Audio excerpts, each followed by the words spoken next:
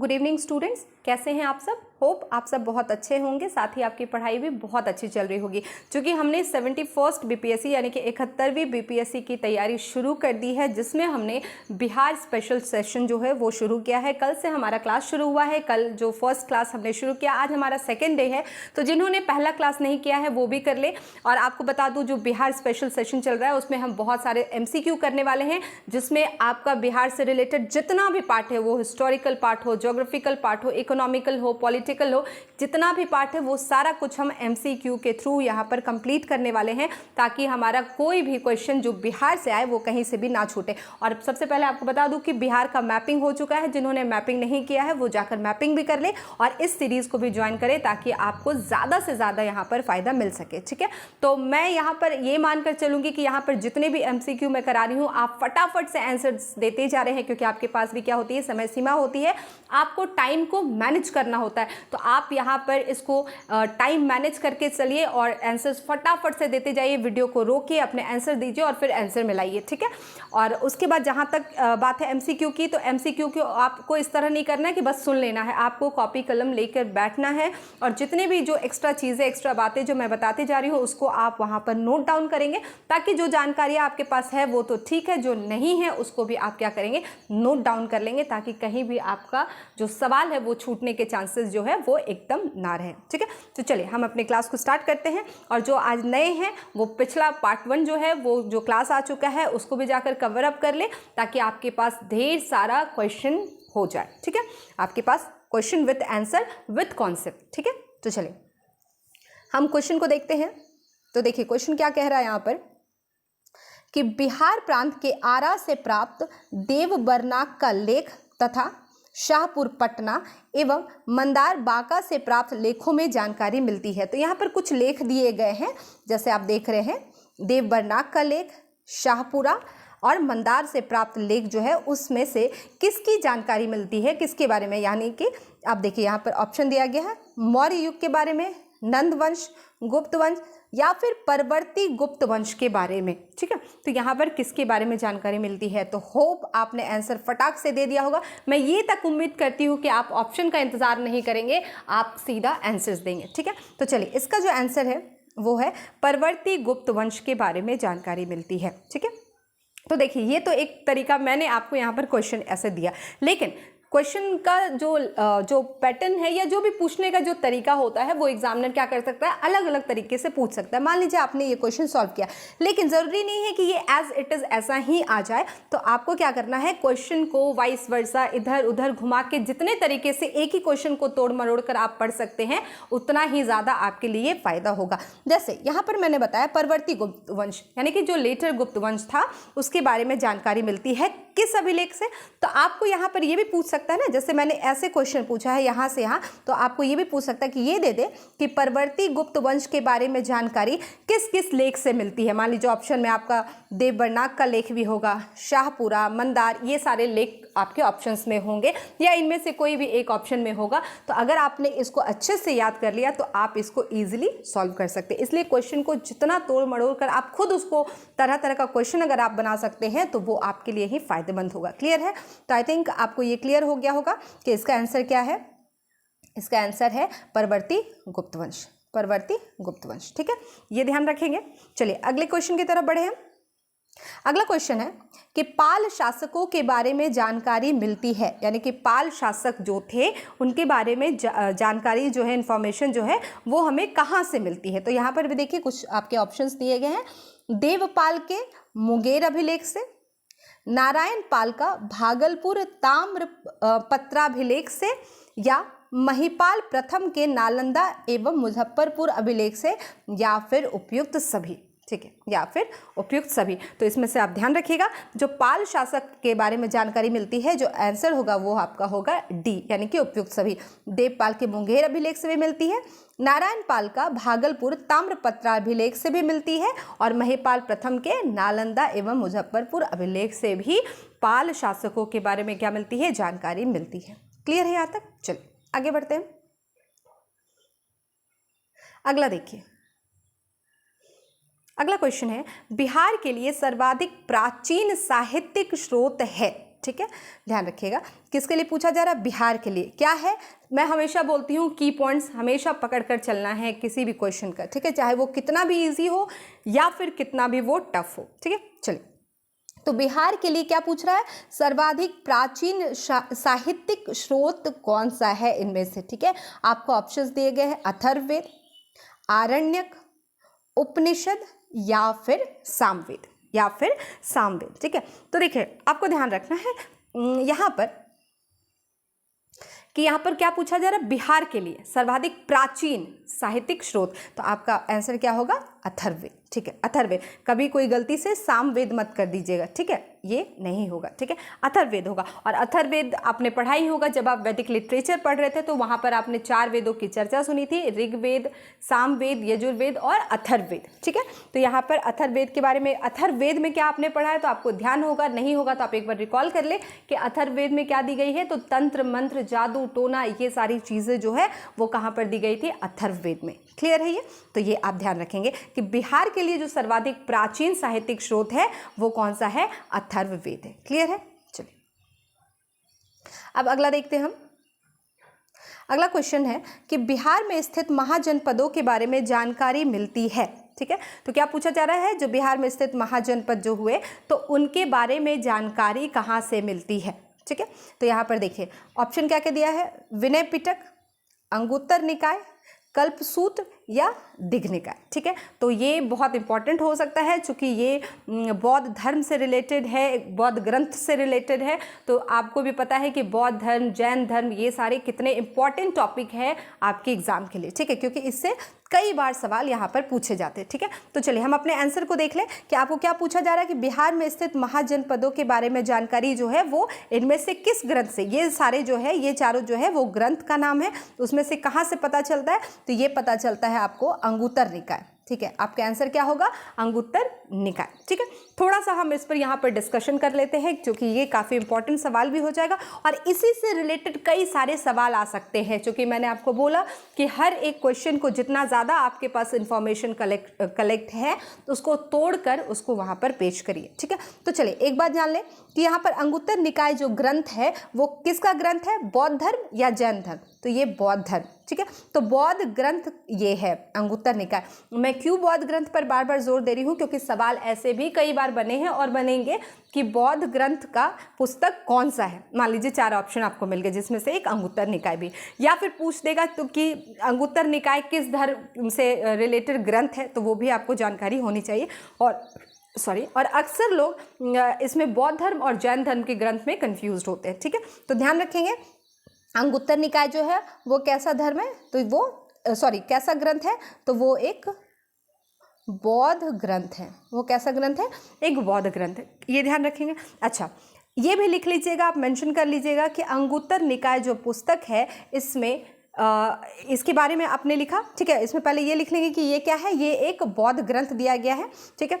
उसके बाद पहले हम और भी कुछ यहाँ पर देख लेते हैं कि जो बौद्ध ग्रंथ है उसी के नीचे आप मेंशन करेंगे कि बौद्ध ग्रंथ हम यहाँ देख रहे हैं, तो बौद्ध ग्रंथ और कौन है? तो एक और ग्रंथ का नाम लिख लीजिएगा, महावस्तु, ठीक है।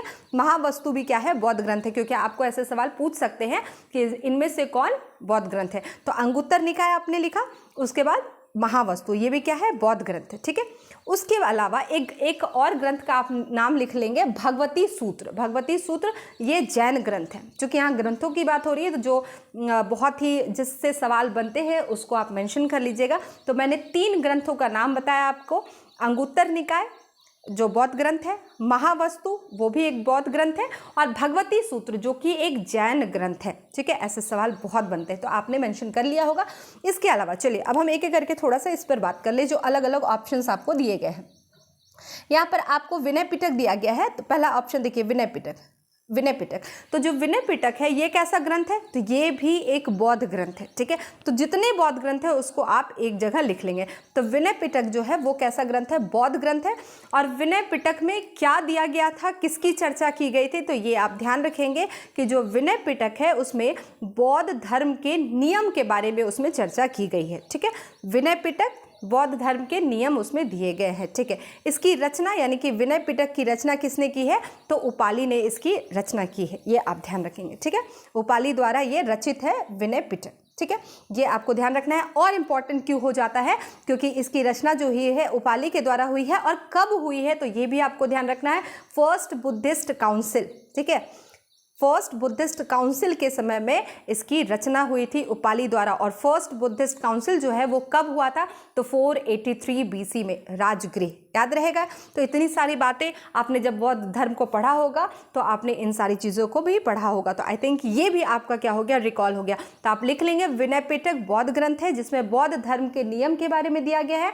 इसकी रचना उपाली ने की थी, कब, तो फर्स्ट बुद्धिस्ट काउंसिल के समय में। और फर्स्ट बुद्धिस्ट काउंसिल कब हुआ था, तो 483 ईसा पूर्व, 483 BC, कहाँ पर, तो राजगृह में। तो इतनी सारी बातें आप यहाँ पर मेंशन कर लेंगे विनय पिटक को लेकर। अगला हम देख लेते हैं, यहाँ पर कल्प सूत्र दिया गया। कल्प सूत्र जो है वो आप मेंशन कर लीजिएगा, ये जैन धर्म की ये एक पुस्तक है, ठीक है, जैन ग्रंथ है ये, ठीक है, ये आप ध्यान रखेंगे। और इसमें क्या दिया गया है, तो इसमें दिया गया है महावीर स्वामी और पार्श्वनाथ की जीवनी का विवरण, ठीक है। यानी कि महावीर स्वामी, चूंकि हम जैन धर्म से रिलेटेड है महावीर स्वामी, तो महावीर स्वामी और पार्श्वनाथ भी जैन धर्म से रिलेटेड है। तो इन दोनों के बारे में, इनकी जीवन के बारे में इनमें दी गई है, ठीक है। और ये किसके द्वारा, कल्प सूत्र जो है वो किसके द्वारा रचित है, तो वो दिगंबर जैन जो थे भद्रबाहु द्वारा रचित है, ठीक है। मैंने आप इसको मेंशन कर लीजिएगा, दिगंबर जैन थे। दिगंबर का भी जो 2 पार्ट हुआ था जिसमें से एक श्वेतांबर और एक दिगंबर कहलाए थे। तो जो दिगंबर जैन थे, भद्रबाहु नाम था उनका, उनके द्वारा रचित है कल्पसूत्र, ठीक है। तो इतने सारे इन्फॉर्मेशन आपने कल्पसूत्र को लेकर इकट्ठा कर लिया। अब एक आपका बच गया दिग् निकाय। तो दिग् निकाय कौन सा पुस्तक है, तो याद रखिएगा ये भी बौद्ध धर्म से रिलेटेड है, ठीक है। तो विनय पिटक भी बौद्ध धर्म, अंगुत्तर निकाय भी बौद्ध धर्म, दिग् निकाय भी क्या है आपका बौद्ध धर्म से, लेकिन कल्पसूत्र जो है वो आपका जैन धर्म से रिलेटेड है। अच्छा, दिग् निकाय के बारे में एक पॉइंट और आप नोट कर लीजिएगा कि ये सुत्त पिटक का प्रथम निकाय है। सुत्त पिटक आपने पढ़ा होगा, उसी सुत्त पिटक का ये प्रथम निकाय है। और सुत्त पिटक में टोटल 5 निकाय दिए गए हैं, ठीक है, टोटल 5 निकाय दिए गए हैं, जिसमें से दिग् निकाय जो है वो सुत्त पिटक का पहला निकाय है। और एक पॉइंट ध्यान रख लीजिएगा, यहाँ पर आप अंगुत्तर निकाय देख रहे हैं, अंगुत्तर निकाय भी क्या है, वो भी सुत्त पिटक का एक निकाय है, ठीक है, ये ध्यान रखेंगे। अंगुत्तर निकाय भी सुत्त पिटक का एक निकाय है और साथ ही साथ दिग् निकाय भी सुत्त पिटक का प्रथम निकाय है, ठीक है। इतनी बातें आपको ध्यान रहेगी। आई थिंक ये सब आपने मेंशन कर लिया होगा, ठीक है। हम अगले क्वेश्चन की तरफ बढ़े, चलिए अगला क्वेश्चन देखिए। अगला क्वेश्चन है, नालंदा के सराय टीला में उत्खनन से प्राप्त हुआ है, ठीक है, नालंदा के सराय टीला में उत्खनन से प्राप्त हुआ है। तो क्या प्राप्त हुआ है, तो ये आप देख ले, यहाँ पर ऑप्शन दिया गया है, मौर्य युग का बौद्ध विहार, गुप्त काल का मंदिर, पाल काल का बौद्ध विहार, या शुंग वंश का बौद्ध विहार, ठीक है। तो चलिए मैं आपको आंसर बता दूं, यहाँ पर आंसर होगा पाल काल का बौद्ध विहार, ठीक है। तो आप ध्यान रखिएगा कि नालंदा के सराय टीला में जब उत्खनन हुई तो उससे क्या प्राप्त हुआ, तो उससे प्राप्त हुआ पाल काल का बौद्ध विहार। अब देखिए क्वेश्चन ऐसे भी पूछ सकता है ना, इस तरह से भी, कि पाल काल का बौद्ध विहार जो है वो कहाँ के उत्खनन से प्राप्त हुआ है, तो आपको आंसर पता होना चाहिए कि नालंदा के सराय टीला के वहाँ पे उत्खनन से, ठीक है। तो हर क्वेश्चन को तोड़कर आप उसको पढ़ने की कोशिश करेंगे, क्लियर है ये, ठीक है। अगले क्वेश्चन की तरफ बढ़े हम, चलिए अगला क्वेश्चन देखते हैं। अगला क्वेश्चन है आपका, एक मिनट, हाँ, अगला क्वेश्चन है आपका कि बिहार में बड़े पैमाने पर उत्खनन कार्य करवाने वाला तथा कई प्राचीन स्थलों की खोज करने वाले पुरातत्ववेत्ता कौन थे, ठीक है। तो यहाँ पर क्या बोल रहा है, जो बिहार में जिन्होंने बड़े पैमाने पर क्या किया, उत्खनन कार्य करवाया, ठीक है, साथ ही कई प्राचीन स्थलों की क्या की, खोज की, ठीक है। तो ये ऐसा खोज करने वाला पुरातत्ववेत्ता कौन है, ठीक है। तो आप देख लीजिए ऑप्शन क्या है आपका, Mortimer Wheeler, Dayaram Sahni, William Jones और कनिंघम, ठीक है। तो आपका आंसर क्या होगा, होप आपने आंसर दे दिया होगा, आंसर है ऑप्शन नंबर डी, कनिंघम, ठीक है। तो ये आप ध्यान रखिएगा। यहाँ पर एक दो चीज़, एक पॉइंट आप नोट कर लेंगे, जो ये अलेक्जेंडर कनिंघम है, ठीक है, ये क्या है, ASI, ठीक है, जो आर्कियोलॉजिकल सर्वे ऑफ इंडिया के ये पहले डायरेक्टर जनरल थे, ठीक है। कौन, कनिंघम जो है वो ASI के पहले डायरेक्टर जनरल थे, ये आप ध्यान रखेंगे, ये इंपॉर्टेंट है, ठीक है। ASI का फुल फॉर्म भी जान ले, आर्कियोलॉजिकल सर्वे ऑफ इंडिया। इसके सबसे पहले डायरेक्टर जनरल कौन थे? तो कनिंघम थे। और ध्यान रखिएगा ASI की स्थापना कब हुई थी? तो इसकी स्थापना हुई थी 1861 में, 1861 में। क्लियर है? तो इतनी बातें आप ध्यान रखेंगे, ठीक है। तो चलिए अगला क्वेश्चन हम देख लें। अगला क्वेश्चन है, नालंदा में स्थित बड़ा गांव यानी कि नालंदा महाविहार का पता किसने लगाया था? ठीक है, इसको ध्यान रखें। नालंदा महाविहार का पता किसने लगाया था? ऑप्शन है आर ब्रशफुट, उसके बाद कनिंघम, व्हीलर या मैकेंजी। ठीक है, तो चलिए इसका आंसर भी जो है ये होगा आपका हाँ, चलिए इसका आंसर होगा आपका कनिंघम। हाँ, इसका आंसर भी होगा आपका कनिंघम। ठीक है, ये याद रखिएगा। और इन्होंने, जैसा कि देखिए आप ये 28 नंबर क्वेश्चन में देख रहे हैं ना, कि इन्होंने बिहार में क्या किया, बड़े पैमाने पर उन्होंने क्या करवाया था, उत्खनन कार्य यहाँ पे करवाया था। ठीक है, तो चलिए, तो यहाँ पर ध्यान रखें, नालंदा महाविहार का पता किसने लगाया था? तो कनिंघम ने लगाया था। ठीक है, अच्छा, यहाँ पर नालंदा विहार की का जिक्र हो रहा है, नालंदा महाविहार का जिक्र हो रहा है, तो इसके बारे में एक पॉइंट आप ज़रूर लिख लें कि ये जो है नालंदा महाविहार जो है वो, मैंने आधा लिख दिया, यहाँ जगह नहीं है, स्पेस नहीं है। ठीक है, वो यूनेस्को का विश्व धरोहर स्थल है। ठीक है, ये ध्यान रखेंगे, नालंदा महाविहार जो है वो यूनेस्को का क्या है, विश्व धरोहर स्थल में वो आता है। ठीक है, तो अगर आपको ऐसे सवाल पूछ दे कि इसमें कौन आता है, ऑप्शन में अगर नालंदा महाविहार है तो आप इसको इजीली टिक कर पाएंगे। क्लियर है? और इसको किसने बनवाया था? तो सबको पता है, कुमारगुप्त ने। क्लियर है? ये क्लियर है? तो चलिए इतनी बातें आपने नोट डाउन कर ली होगी। ठीक है, आगे बढ़े हम। चलिए अगले क्वेश्चन की तरफ पढ़ते हैं। अगला क्वेश्चन देखिए, अगला क्वेश्चन क्या कह रहा है कि एक मिनट, पुरातत्ववेत्ता कनिंघम, अभी हम उन्हीं से रिलेटेड क्वेश्चन ही पढ़ रहे हैं। देखिए, कनिंघम ने बिहार में खोज की, किसकी खोज की? ठीक है, तो ऑप्शन क्या है, केसरिया स्तूप चंपारण, लौरिया अरिराज का अशोक स्तंभ, उसके बाद बसाड़ के अवशेषों के आधार पर वैशाली के प्राचीन स्थल, या फिर इनमें से सभी, उपयुक्त सभी। ठीक है, तो इसको आप ध्यान रखिएगा क्वेश्चन को। ठीक है, तो इसका आंसर होगा ऑप्शन नंबर डी, यानी कि उपयुक्त सभी, यानी कि उन्होंने केसरिया स्तूप का भी इसकी भी खोज की, लौरिया अरिराज का अशोक स्तंभ, बसाड़ के अवशेषों के आधार पर वैशाली के प्राचीन स्थल भी। ठीक है, यहाँ तक क्लियर है? तो चलिए आगे बढ़ते हैं। अगला क्वेश्चन देखिए, अगला क्वेश्चन कह रहा है, विदेह के राजा जनक ने निष्क या सुवर्ण या शतनाम उपहार में दिए, यह कहाँ वर्णित है? ठीक है, तो चलिए इसको आप ध्यान ये रखिएगा कि निष्क मतलब क्या होता है, सोना। वही ये जितने तीन शब्द देख रहे हैं आप, उसका मतलब सोना ही होता है। ठीक है, निष्क कहिए या सुवर्ण कहिए या शतनाम कहिए, तो यहाँ पर आपको तीनों मेंशन किया गया। हो सकता है किसी सवाल में आपको शतनाम दे दे, किसी सवाल में सिर्फ सुवर्ण ही मेंशन हो, या किसी में सिर्फ निष्क ही मेंशन हो। ठीक है, तो चलिए हम इसके ऑप्शन को देखते हैं।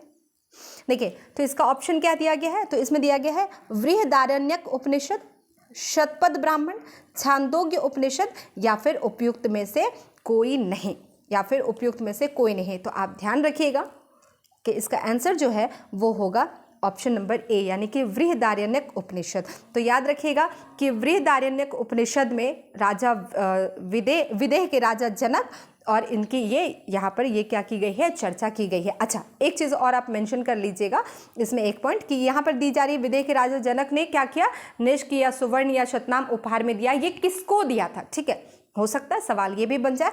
तो ये उपहार उन्होंने दिया था किसको? अष्टावक्र को। ठीक है, आपने पढ़ा होगा, नाम सुना होगा, तो अष्टावक्र को उन्होंने ये उपहार में दिया था। ठीक है, ये कहाँ वर्णित है, कहाँ इसकी चर्चा की गई है? तो बृहदारण्यक उपनिषद में इसकी चर्चा की गई है। ठीक है, ये क्लियर है? चलिए आगे बढ़ते हैं अगले क्वेश्चन की तरफ। अगला क्वेश्चन देखिए, बिहार से प्राप्त मौर्य अभिलेखों की लिपि है, बिहार से प्राप्त मौर्य अभिलेखों की लिपि है। तो मुझे नहीं लगता है कि इस क्वेश्चन में आप कहीं भी फंसेंगे। पहले तो आप ध्यान रखिए कि कल भी हमने पढ़ा था इसके लिपि से रिलेटेड और इसकी भाषा से रिलेटेड, और आज वही क्वेश्चन है लेकिन थोड़ा घुमाकर पूछा है। तो बिहार से प्राप्त मौर्य अभिलेख जो थे उसकी लिपि कौन है? खरोष्टी, अरामाइक, ग्रीक, या उपयुक्त में से कोई नहीं? ठीक है। और मैं उम्मीद करूंगी कि इस क्वेश्चन में तो कोई भी गलती नहीं करेंगे आप, किसी भी तरह की कोई गलती नहीं करेंगे, क्योंकि कल ही हमने इस क्वेश्चन को पढ़ा है। तो मैं उम्मीद करूंगी कि आप इसमें से सही आंसर देंगे और सही आंसर के बाद फिर इसको एक्सप्लेन भी कर सकेंगे। क्यों? क्योंकि इसमें से कोई भी ऑप्शन सही नहीं है, यानी कि आपका आंसर क्या होगा? आपका आंसर होगा डी, उपयुक्त में कोई नहीं। क्यों कोई नहीं? क्योंकि खरोष्ठी भी नहीं है, अरामाइक भी नहीं है, ग्रीक भी नहीं है। तो भाई आखिर कौन सी लिपि है? तो आपको ध्यान रखना है, वो है ब्राह्मी लिपि, वो है ब्राह्मी लिपि, ठीक है, जिसको हमने कल ही पढ़ा था इस क्वेश्चन को, ठीक है। और चलिए अब हम आगे देखते हैं अगले क्वेश्चन की तरफ। अगला क्वेश्चन यहाँ पर है, बिहार से प्राप्त पहला द्विभाषी अभिलेख किस मध्यकालीन शासक से संबंधित है? ठीक है, तो एक बार पहले हम सारे की पॉइंट्स को निकाल लेते हैं कि इसमें की पॉइंट्स कौन कौन से हैं, ठीक है। तो इसमें देखिए क्या पूछ रहा है। पहला तो ये ध्यान रखें, चूंकि हम बिहार पढ़ रहे तो ऑब्वियसली बिहार हो गई, फिर भी इसलिए बार बार जोर दे रही हूँ क्योंकि आपको कभी बिहार हटाकर भी कोई सवाल पूछ दे तो आपके दिमाग में रहे, ठीक है। यहाँ क्या पूछ रहा है? बिहार से प्राप्त पहला द्विभाषी अभिलेख, पहला द्विभाषी आप समझते होंगे जो बाइलैंग्वेज होता है, ठीक है, मतलब उसमें दो भाषा का उल्लेख है, दो भाषा में वो अभिलेख लिखा गया, ठीक है। तो पहला द्विभाषी अभिलेख किस मध्यकालीन शासक से संबंधित है? तो तीन की पॉइंट्स आपने देखा, बिहार, द्विभाषी अभिलेख और मध्यकालीन शासक, ठीक है। तो आपके पास ऑप्शन है बाबर, शेरशाह, अकबर या शाहजहां, ठीक है। तो इसका आंसर क्या होगा? तो चलिए इसके आंसर को मैं बता दूं, इसका आंसर होगा शेरशाह सूरी, ठीक है। ये आप ध्यान रखेंगे कि शेरशाह सूरी से ये संबंधित है, यानी कि मध्यकालीन शासक कौन थे? शेरशाह सूरी। जो यहाँ पर आप क्या देख रहे हैं, बिहार से प्राप्त पहला द्विभाषी अभिलेख जो है, इसके बारे में यहाँ पर जो संबंधित राजा है, संबंधित शासक जो है वो कौन है? शेरशाह सूरी। इसको आप ध्यान रखेंगे, क्लियर है। चलिए अगले क्वेश्चन की तरफ बढ़े हम। अगला क्वेश्चन देखिए, अगला क्वेश्चन क्या कहता है कि वह पहला मुगल शासक कौन था जिसके अभिलेख बिहार में मिले हैं, ठीक है। पहला मुगल शासक, ध्यान रखेंगे, पहला मुगल शासक, ये आपका की पॉइंट, जिसके अभिलेख कहाँ मिले हैं? बिहार में मिले हैं। ऑप्शन क्या है? बाबर, हुमायूं, अकबर, जहांगीर, ठीक है। तो इसका आंसर होगा अकबर, इसका आंसर होगा अकबर। तो अकबर वो पहला मुगल शासक था जिसका अभिलेख कहाँ? बिहार में मिला है, ठीक है। तो इसको आप ध्यान रखेंगे, अकबर, क्लियर है। चलिए अगले क्वेश्चन की तरफ बढ़े। अगला क्वेश्चन देखिए क्या कहता है। अगला क्वेश्चन है, बौद्ध धार्मिक साहित्य में कौन ग्रंथ प्राचीन बिहार के इतिहास के संबंध में जानकारी का स्रोत है, ठीक है।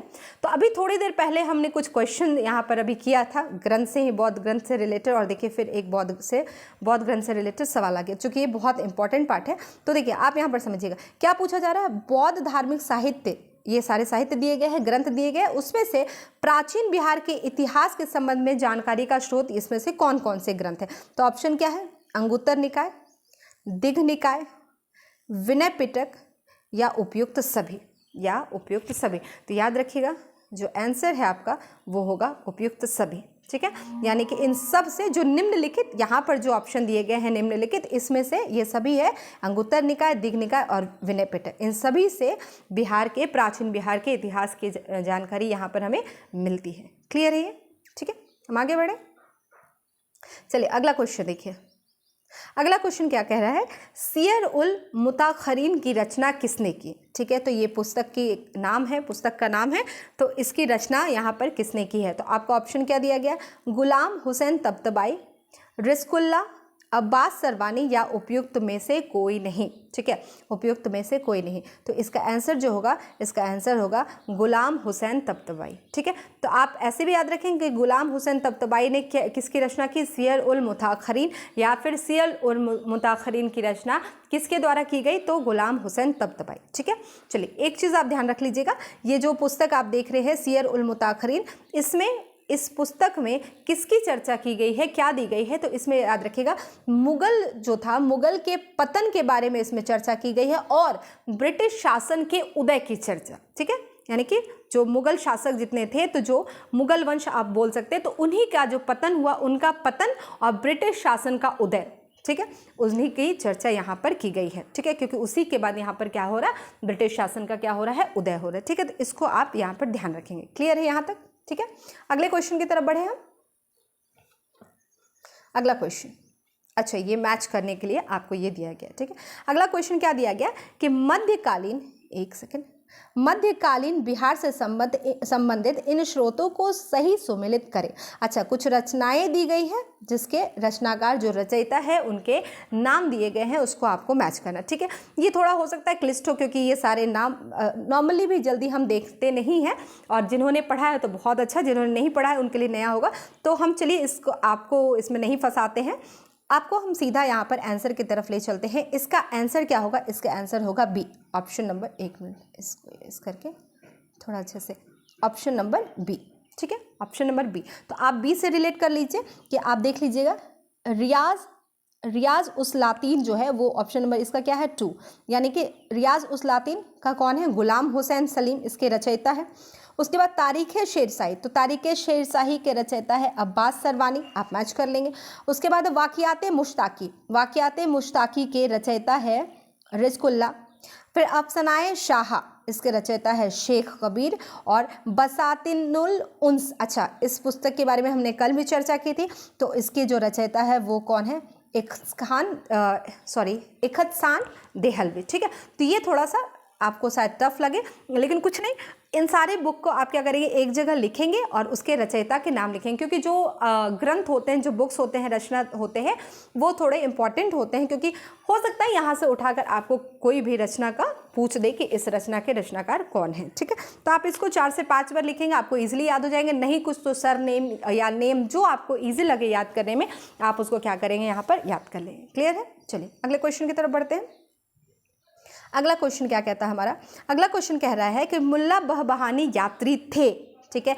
तो मुझे नहीं लगता है कि इस क्वेश्चन की भी आंसर की ज़रूरत आपको पड़ेगी। जिन्होंने पहला क्लास किया है तो वो ईजिली यहाँ पर इसको सॉल्व कर पाएंगे, जिन्होंने नहीं किया चलिए उनके लिए बता दूँ। तो ऑप्शन क्या दिया जा रहा है? मुल्ला बहबहानी अरब के थे, इराक, ईरान या फिर खल्ज। तो कल ही हमने इसको सॉल्व किया है, जिसका आंसर होगा ईरान, ठीक है। मुल्ला बहबहानी जो है वो ईरान के थे, ठीक है।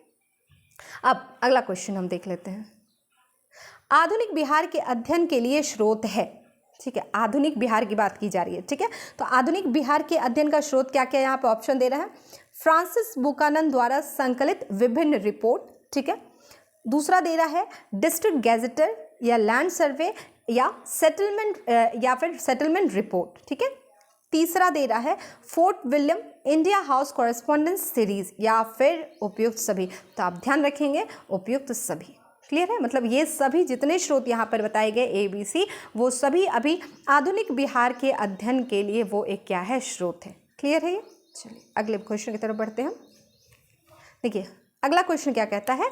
कौटिल्य के अर्थशास्त्र। चलिए ये नाम आते ही मुझे लगता है कि आपको ना दाएं देखना ना बाएं देखना है, आपको सीधा आंसर टिक करना है, लेकिन हाँ पूरा क्वेश्चन ज़रूर पढ़ना है। मैंने पहले भी बोला, चाहे चुटकुला नुमा क्वेश्चन हो या टफ क्वेश्चन हो।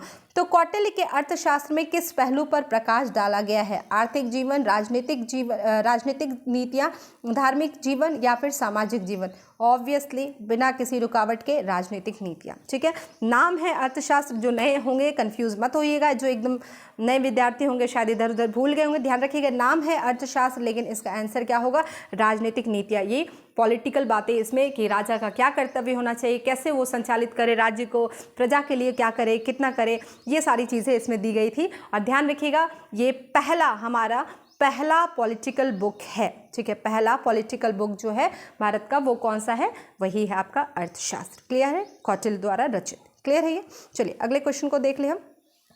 अगला क्वेश्चन है, अपसड़ गया से प्राप्त एक मंदिर का भग्नावशेष प्राप्त हुआ है। भग्नावशेष मैंने बताया था आपको, टूटा फूटा, ठीक है, जो टुकड़े होते हैं।